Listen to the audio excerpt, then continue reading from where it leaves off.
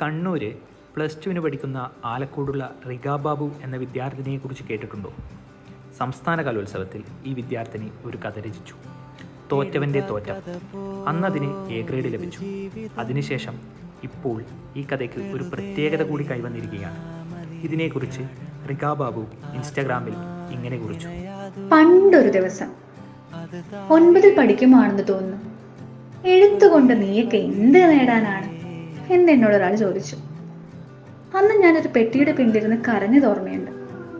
3 വർഷത്തിനിപ്പുറം +2 പഠിക്കുമ്പോൾ സംസ്ഥാന കലോത്സവത്തിൽ കണ്ണൂരിനെ പ്രതിനിധീകരിച്ച് ഒരു കഥ എഴുതി. ആ കഥ ഇത്തവണ കേരളത്തിലെ മുഴുവൻ ഹയർ സെക്കൻഡറി മലയാളം അധ്യാപകർക്കും ക്ലസ്റ്റർ ക്ലാസ്സിൽ ചർച്ചയ്ക്കായി എത്തി. പലയിടത്തു നിന്നായി അധ്യാപകർ കഥയെക്കുറിച്ച് തയ്യാറാക്കിയ ആസ്വാദനക്കുറിപ്പുകളുടെ ശേഖരം ചിത്രങ്ങളിലൂടെ കണ്ടു. സന്തോഷം എന്ന് അടയാളപ്പെടുത്താനാകുമോ